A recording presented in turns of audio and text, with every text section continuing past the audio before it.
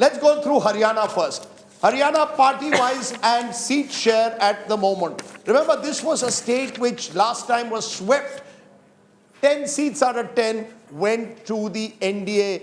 This time, in Haryana, projected vote share, BJP 48%, Congress 40%, which is closer than last time because remember, AAP is also getting 4%. So if you add the numbers of Congress and AAP, and they were in coalition, AAP contesting one seat of Kurukshetra, 44, the margin has come down. Last time, the BJP alone had almost 60% of the vote share. Huge difference between 2019 in terms of vote share. But what about seats? At the end of the day, first past the post, you need to win seats. And this is what our poll is showing at the moment. BJP 6 to 8 out of 10. Congress 2 to 4.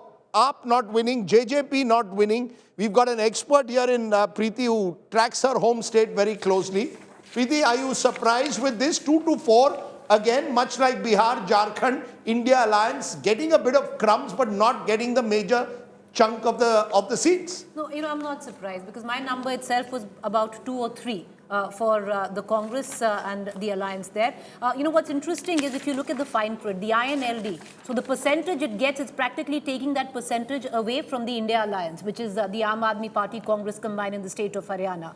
But, 3 is what I was looking at. Primarily the reason is, Rajdeep, that the Prime Minister is still widely popular where Haryana is concerned. Now, in the next 3 months when there will be state election, you will see this turn. Because then you will see the anti-incumbency is very strong and you will see possibly a big shot for the Congress to come in. But this time around, the main reason is the Prime Minister remains very, very popular. However, there have been issues in terms of the farm protest, the Agniveer, or also the sheer fact on that whole GT Karnar belt which had voted for the BJP. The story of Haryana lies in the community-wise breakup. If you look at the Jat consolidation, 61% of the Jats said they voted for the Congress and in that one seat, the AAP, which is 20% up from the last time. So massive Jat consolidation in favor of the Congress in Haryana. If you look at the Dalits, 23% up from the last time. 51% of the Dalits said they voted for the Congress. That's 23% up from the last time. If you look also at the Jat Sikhs, 45% of the Jat Sikhs said they voted for the India Alliance. That's 21% up from the last time. Amongst the Gujars, amongst the Sainis, it's a little bit up, but not by very much. Amongst the OBCs, for example, the Congress is up 23% from the last time at 35%. The BJP is still at 60%. But the point that I'm making is, if you go community by community, the Congress has shown that its vote share in Haryana is going up. What does this mean, Pradeep Gupta, for the assembly elections in the state? Assembly elections are generally, fought on a different dynamics altogether, and particularly in case of Haryana, where the Jat population is substantial 30% above. So it is a Jat versus non-Jat contest going to be there, even now, even then, in after Rahul 3 months. Verma? So 2 points. One, I think BJP is from 2019, it got lesser vote shares in assembly elections, and this would happen even now.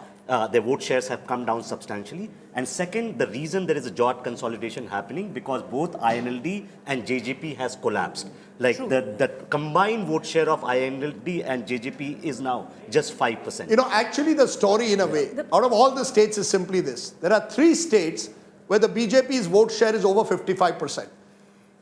Madhya Pradesh, Chhattisgarh, Gujarat. There the 2019 trend has stayed on. In all the other states of North India, the BJP has not got the bump factor, what we call the Balakot bump.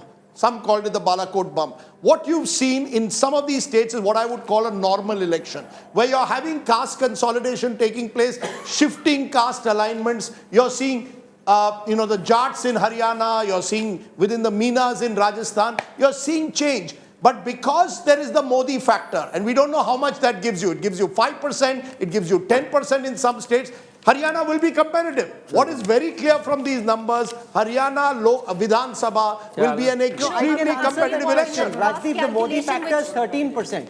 We have a very specific answer, state by state. If you ask how many people voted the way that they did for the BJP, you have a specific number. In Haryana, amongst the BJP voters, it's 13%. As an overall of all the voters who voted, 6% said they voted the way they did.